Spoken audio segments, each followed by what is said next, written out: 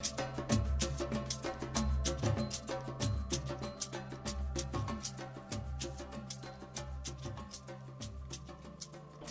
her for the next 3 days. And what we want is that as the days go by, you write a little note to someone about anything. You can compliment them on their hair, you can send them something nice, some love, you can talk about your experience and fold it, write their name on it and put it in the bag.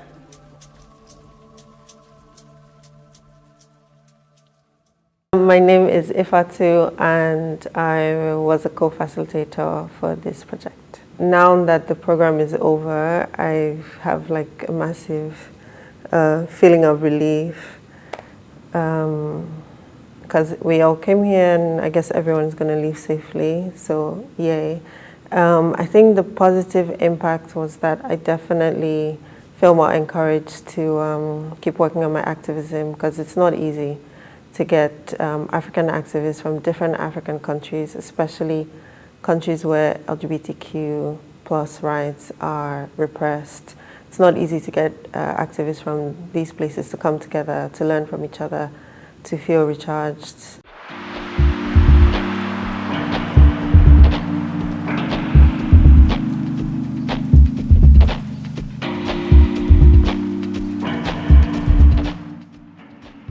We should try as much as possible to respect the differences between us. You know, people come from different backgrounds, people come from with different ideologies and all that, so we need to find a way to strike a balance between our differences. Hello, my name is Matthew Blaze. I am a non-binary LGBTQ rights activist living in Lagos, Nigeria. I am the co-founder of the Oasis project, and basically my work is about creating safe spaces for LGBTQ youth in Nigeria to have healthy conversations about mental and sexual health. Parlant de moi, beaucoup de gens me connaissent sous le nom de Monsieur Jojo. C'est le nom que je préfère en tant que personne trans. Effectivement, je suis trans homme et je suis dans l'activisme pratiquement depuis près de 9 à 10 ans, je vais dire. Et je pense que cette passion pour l'activisme naît de ma colère envers l'injustice que je voyais au quotidien et du refoulement, du rejet et des violences perpétrées sur des personnes LGBT comme moi. Bon, et en ce moment-là, je ne savais même pas qu'il y avait d'autres personnes qui étaient comme moi et qui ressentaient ce besoin d'être entendus et tout ça. Great campaign, by the way. You said something about making use of radio mostly, and I wanted to ask how you plan to go to bypass broadcasting laws and all, especially in relation to LGBTQ issues. My name is AQYI. I'm a filmmaker, an LGBTQ rights advocate, a screenwriter, and I'm a campaigns fellow at All Out. Moi, c'est Traoré de Madrid Daouda. Je viens du Burkina, précisément dans la ville de Banfora. Hi, my name is Oyedayo. I'm a disabled Nigerian woman who is also a feminist living in Nigeria. I'm Yureko. I'm from Ghana. I'm a student, I'm a creative, artistic activist, and I work with drama queens, Ghana. The challenges were logistical challenges, especially during a pandemic. I think we had cost challenges, everything costs more. In the countries that we come from, the economies are never stable. So you plan for something and the next day it's changed.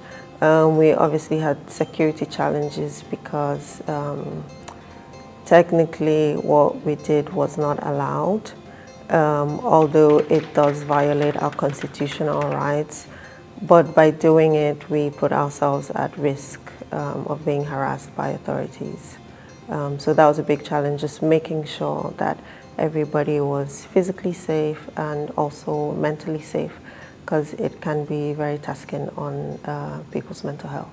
Actuellement, la situation des droits des LGBT au Cameroun est assez sensible, vu déjà même avec l'actualité de Shakiro et Patricia. C'est assez très délicat et très dangereux peut-être de penser ou de parler LGBT au Cameroun, vu que les gens sont aux aguets, des gens subissent des guet-apens, des violences, que ce soit sur les réseaux sociaux, que ce soit physique.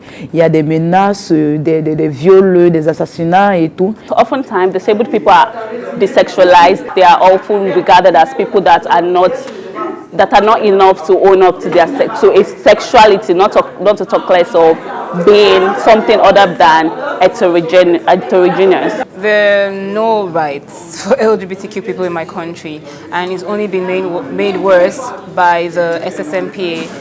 This means that many people can now take homophobia upon themselves because they feel like they have a law that allows them to be openly homophobic and violent against LGBTQ people.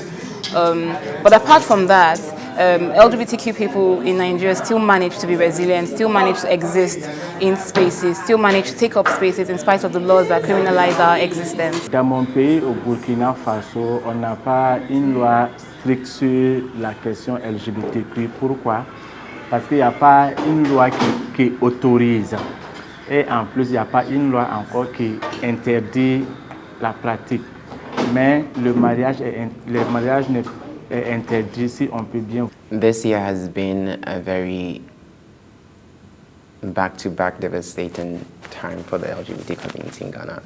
So I would say due to many factors like the bad governance, bad economy, the insurgency in the land, the insecurity, queer people, LGBTQ people are most vulnerable in this situation. So when there is bad governance, LGBTQ people are twice affected, and we can see that in what is happening in Nigeria at the moment. While engaging with lawmakers, because every time I talk about engaging with lawmakers when it comes to issues of queer people, in Nigeria, people just, okay, next, it's because they see it as almost an impossibility. For some reason, despite working in a space where equality is guaranteed, within the country, it will strip them of certain, privileges that they're not ready to let go of.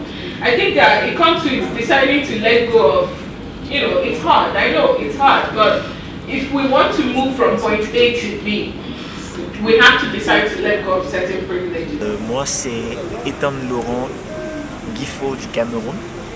Pour moi, ce fut une belle expérience de participer avec la AQYI à cette séance de formation sur la sécurité numérique. J'ai pu partager avec les personnes d'autres organisations. J'ai appris de leurs expériences et j'ai partagé les miennes. Ce qui fut plus enrichissant, c'est cette prise en compte des séances de relaxation. Après une journée de travail intense, on avait droit à des séances de relaxation, de yoga, de danse, ce qui favorisait en fait la décontracter nos psychismes et nos... I heard that the emotional bank is empty. Is it that you guys have no feelings or what? Or you're emotionally available? Please tap into your feelings. Hello. And I'm having a great time. Today is just mad. Everyone is just having fun. I want to eat. The food is great. Probably my best part of the interaction was, breaking into groups with all of these different people from Nigeria,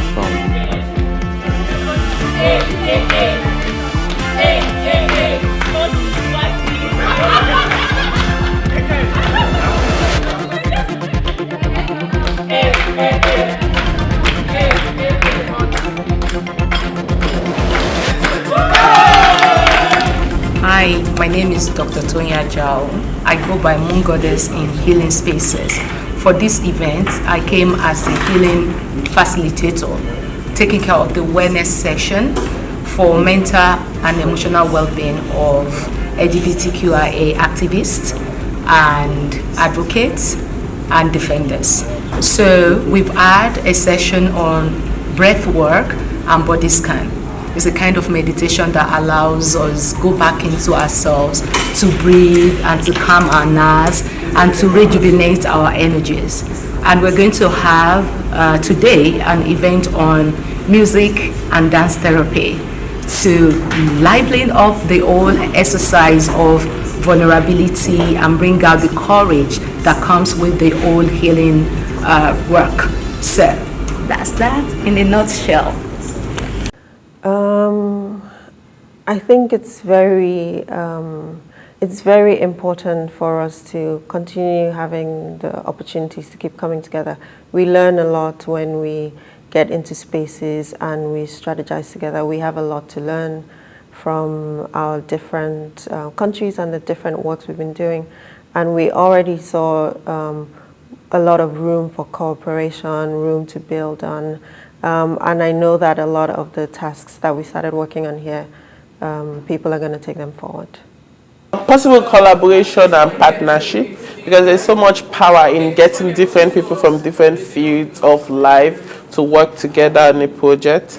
So I believe that if we're able to come onto that project with our various expertise and experiences. Basically, let's even first start from the disability rights. Let there be an enforcement. Let there be a specific policy regarding sexual and reproductive health and rights of disabled folks, and which then on the table we also discuss how it generally affects people that have sexual minorities. Learn from other LGBTQ advocates around Africa, see what they're doing differently. I'm surrounded by lovely people, and this particular trip and training has been an amazing reassurance of hope for me, because coming here for this digital training and meeting different people from different backgrounds all over the West African belt was mind-blowing. To see that that our oppressions is aligned in some way, because we are not so far apart. We are all fighting for safety for our community, for human rights protections in our community. We are all hoping for respect and love. It's really beautiful for me to see.